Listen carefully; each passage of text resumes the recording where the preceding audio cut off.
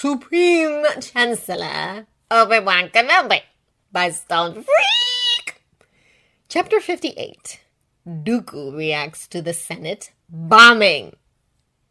Young Dooku looks out over the holotable filled with recent battles against the Republic. Battles that have started to go increasingly well for the Republic, with the heightened morale for their new Chancellor. How is it possible for one man to have so much influence despite never before being in a true position of power? Then again, Dooku supposes perhaps this is Qui-Gon's legacy. One of the Order's best negotiators, very well-trained apprentice.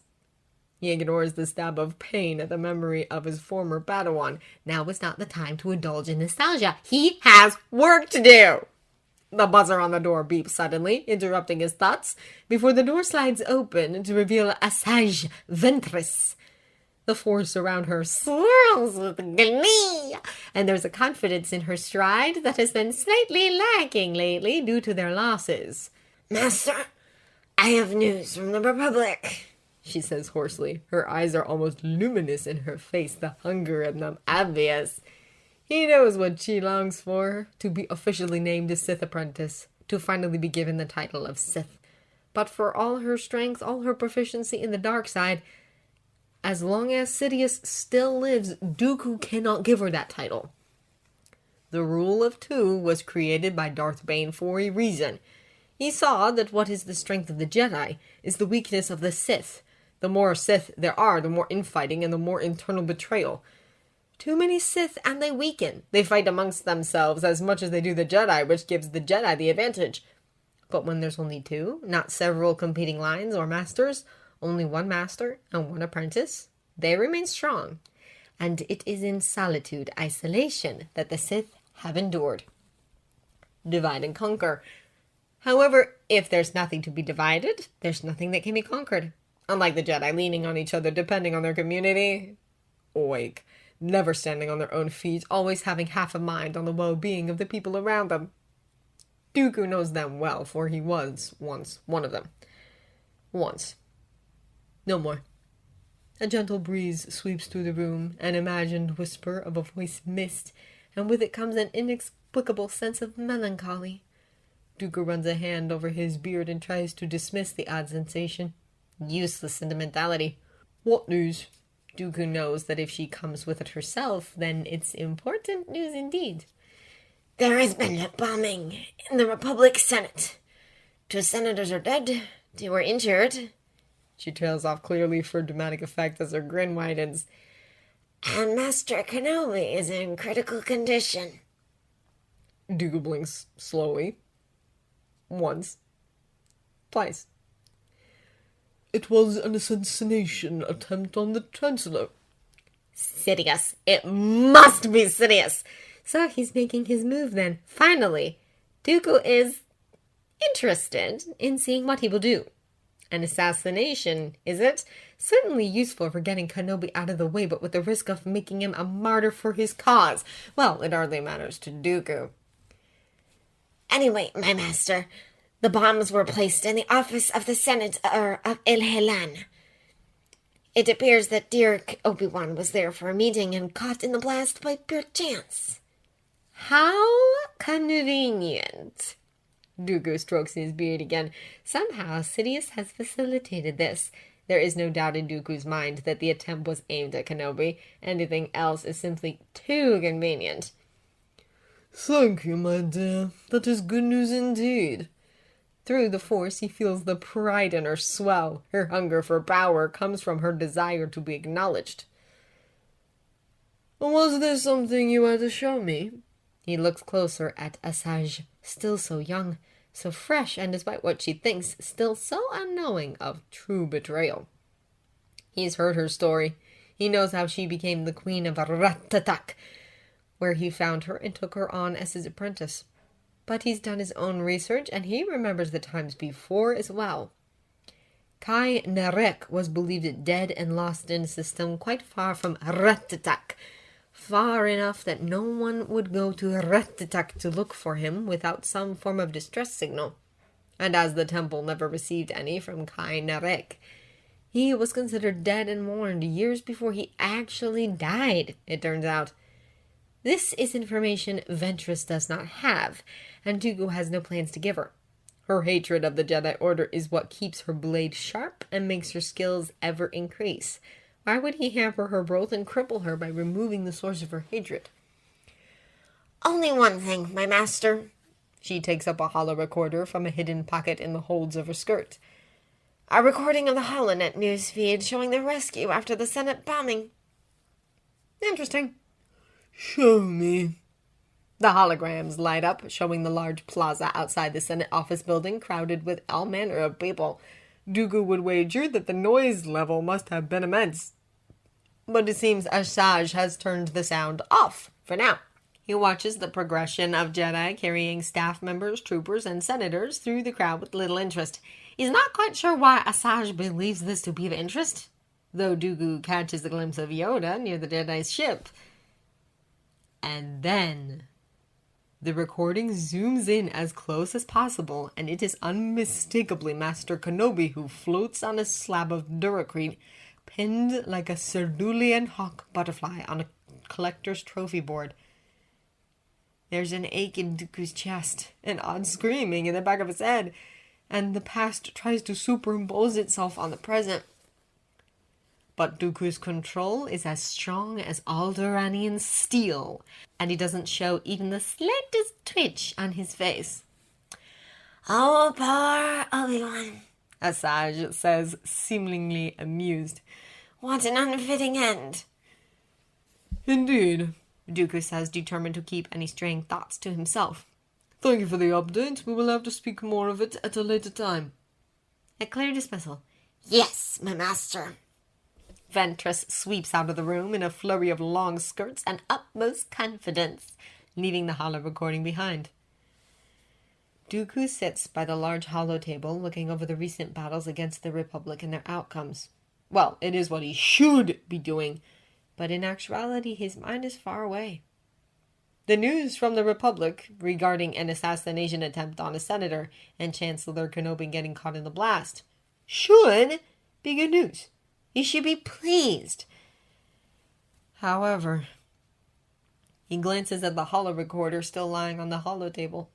Whenever he sees that holo image, Obi-Wan Kenobi floating on a slab of duracrate with a durasteel bar spearing him through the chest.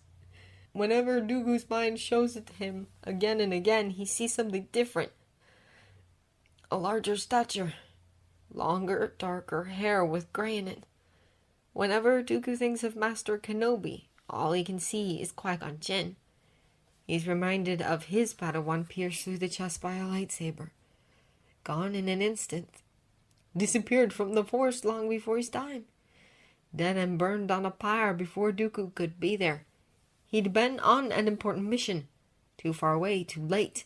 In service of the Republic. The one he'd taken despite his withdrawal from the Jedi Order.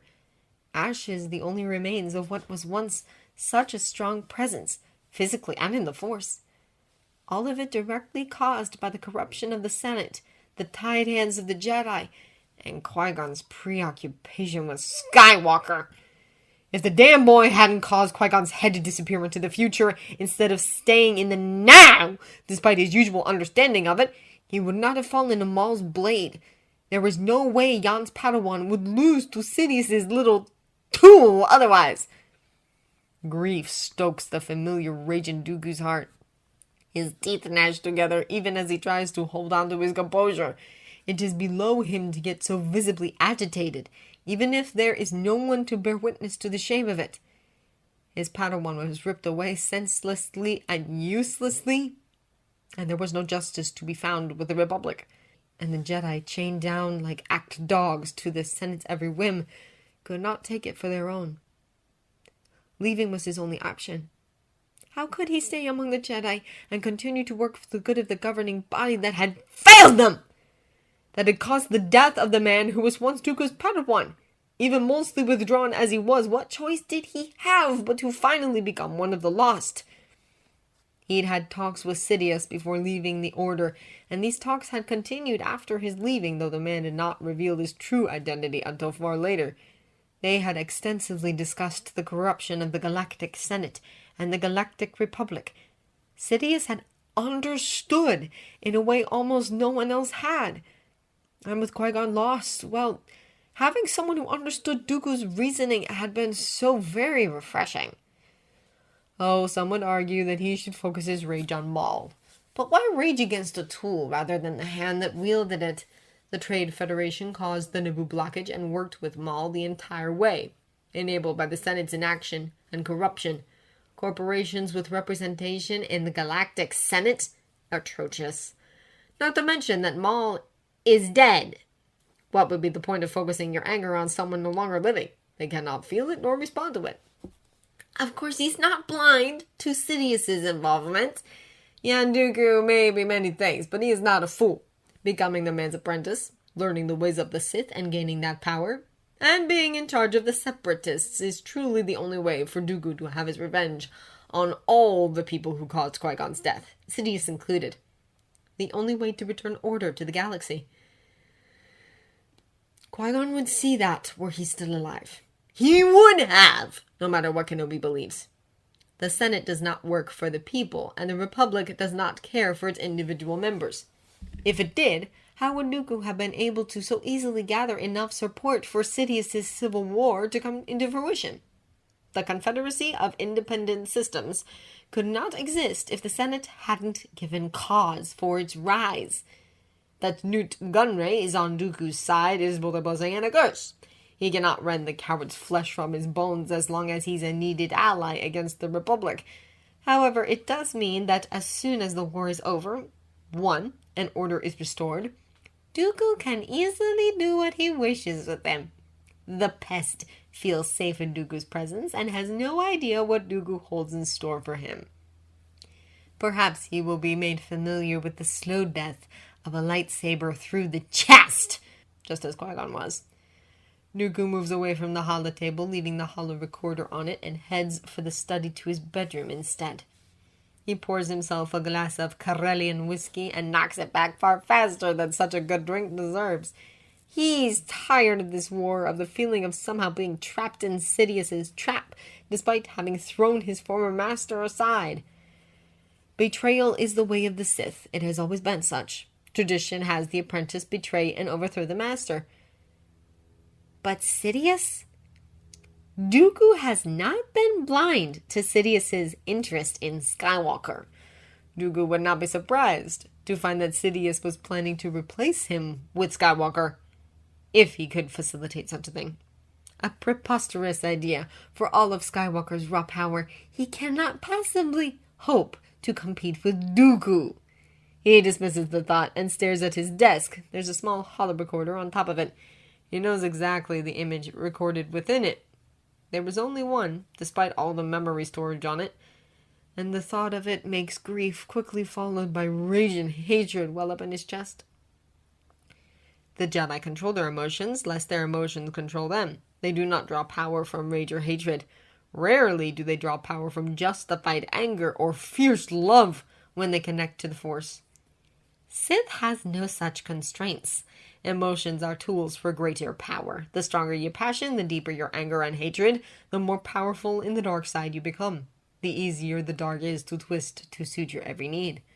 Dooku's research into the Sith of old, older than Darth Bane of the Rule of Two, has made it clear that it is not unusual for a Sith Lord to find one specific emotion, feeling, or sensation that spurs anger and hatred in them that helps them draw even deeper on the decay of the dark. Darth Nihilus, the Lord of Hunger, a being so twisted he became consumed by his own hunger, feasting on the life of others, drawing strength from their life until they died. His physical body twisted and decayed until he was little more than a malevolent spirit inhabiting a mask and an armor. Darth Sion, the Lord of Pain, struck down and in his agony found the key to sustaining his life, almost resurrecting himself. His body decayed so fully it would be impossible to look at him without being able to see his corruption. Dooku has seen sketches, and they are grotesque. Both far from a fate Dooku would seek. Dependent on the Force to sustain their own life, their power the same as their weakness, ever dependent on the Force, incapable of standing on their own after the crippling decay, caused by their own Force usage. Finally, Darth Traya, the Lord of Betrayal, a Jedi who, after the betrayal of her apprentice, searched for meaning and found the way of the Sith, raised 2 Sith apprentices, Nihilus and Sion, and was ultimately betrayed by them as well. Betrayed both as a Jedi and as a Sith, she sought for the end of the Force itself. Her physical decay seems to have been lesser than that of the other 2, but still readily apparent from the few texts he's managed to find over his years of study. He wishes there was more to find, but detailed information from 4,000 years ago is hard to come by, especially when it's not information that would be contained within the Jedi Temple's vast library. Even so, contrasting these Sith of old with Sidious is interesting. From what Dooku has been able to ascertain, there is no physical decay in Sidious, despite how long he must have been a Sith. However, there is also no real sense of anything other, greater than hatred in Sidious. There's no outside feeling that imbues him with rage and hatred, nothing outside hatred itself. Somehow Sidious is so corrupt as a person that his hatred is self-sustaining. There's nothing that drives it, it merely exists, ever reaching, ever deepening. There could be greed, hunger for power. Sidious's lust for taking control over the galaxy would lend credence to that idea. However, there is something about that does not fit. To Dooku, it is as if the causation goes the other way around. It is Sidious's hatred that makes him lust for power and greedy for material possessions. Is it this lack of another emotional well that keeps Sidious's appearance normal, or has he found some way of stopping the decay of his physical form? Considering the length of the Sith's time hidden away from the galactic stage, it would not be unreasonable to assume that one of the long line of Bane discovered a way to delay the decay, if not stop it entirely. Dooku has not learned such a skill from Sidious, so he wonders how his own decay will look. How will his rage and hatred, his use of the most decayed version of the dark side present itself? How will it ravage his body given enough time? What will he look like in the end? What form will Darth Tyrannus, the Lord of Grief, take?